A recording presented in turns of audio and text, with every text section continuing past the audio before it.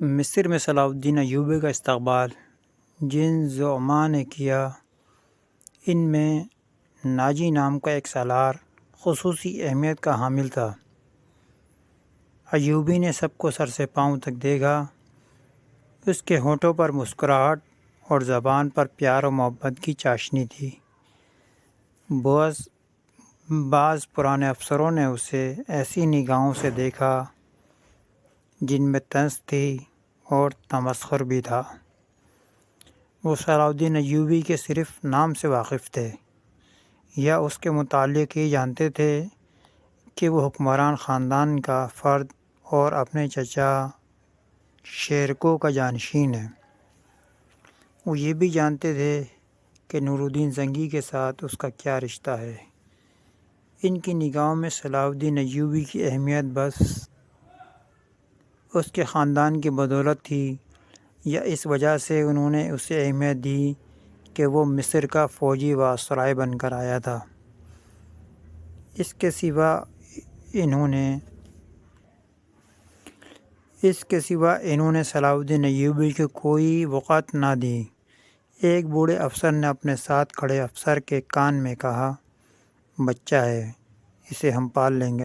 مورخ اور اس وقت کے وقائع نگار یہ نہیں بتا سکتے کہ صلاح الدین ایوبی نے ان لوگوں کی نظریں بھاپ لی تھیں یا نہیں۔ وہ استقبال کرنے والے اس ہجوم میں بچہ لگ رہا تھا۔ البتہ جب وہ ناجی کے سامنے مصافحے کے لیے رکا تو ایوبی کے چہرے پر تبدیلی سی آ گئی تھی۔ وہ ناجی سے ہاتھ ملانا چاہتا تھا، لیکن ناجی جو اس کی باپ کی عمر کا تھا سب سے پہلے درباری خوش آمدیوں کی طرح جھکا، پھر ایوبی سے بغلگیر ہو گیا۔ اس نے ایوبی کی پیشانی چوم کر کہا، میرے خون کا آخری قطرہ بھی تمہاری جان کی حفاظت کے لیے رہے گا۔ تم میرے پاس زنگی اور شیرکو کی امانت ہو۔ میری جان عظمت اسلام سے زیادہ قیمتی نہیں۔ صلاح الدین ایوبی نے ناجی کے ہاتھ چوم کر کہا، محترم، اپنے خون کا ایک ایک قطرہ سنبھال کر رکھیے، صلیبی سیاہ گھٹاؤں کی مانند چھا رہے ہیں۔ ناجی جواب میں صرف مسکرایا، جیسے صلاح الدین ایوبی نے کوئی لطیفہ سنایا ہو۔ صلاح الدین ایوبی اس تجربہ کار سالار کی مسکراہٹ کو غالباً نہیں سمجھ سکا۔ ناجی فاطمی خلافت کا پروردہ سالار تھا۔ وہ مصر میں باڈی گارڈز کا کمانڈر تھا، جس کی نفری 50,000 تھی اور ساری کی ساری نفری سوڈانی تھی۔ یہ فوج اس دور کے جدید ہتھیاروں سے مسلح تھی اور یہ فوج ناجی کا ہتھیار بن گئی تھی، جس کے زور پر وہ بے تاج بادشاہ بنا بیٹھا تھا۔ وہ سازشوں اور مفاد پرستی کا دور تھا۔ اسلامی دنیا کی مرکزیت ختم ہو چکی تھی۔ صلیبیوں کو بھی نہایت دلکش تخریب کاریاں شروع ہو چکی تھیں۔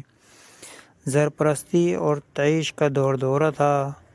جس کے پاس ذرا سی بھی طاقت تھی، اسے وہ اپنے اقتدار کے تحفظ کے لیے اور دولت سمیٹنے کے لیے استعمال کرتا تھا۔ سوڈانی اور باڈی گارڈز فوج کا کمانڈر ناجی مصر میں حکمرانوں اور دیگر سربراہوں کے لیے دہشت بنا ہوا تھا۔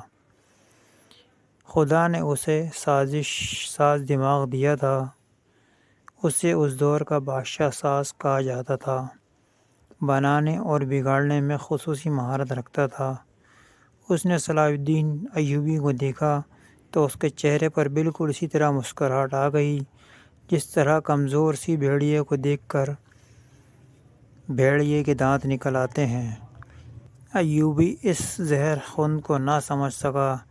اس کے لیے سب سے زیادہ اہم آدمی ناجی ہی تھا، کیونکہ 50,000 باڈی گارڈز کا کمانڈر تھا اور صلاح الدین ایوبی کو اس فوج کی ضرورت تھی۔ اسٹوری وتھ تارکے کے معزز دوستو، کیسی لگی آپ کو یہ اسٹوری؟ اپنی رائے سے آگاہ کیجیے گا۔ کمنٹ، لائک، شیئر کے ساتھ ہماری حوصلہ افزائی کریں۔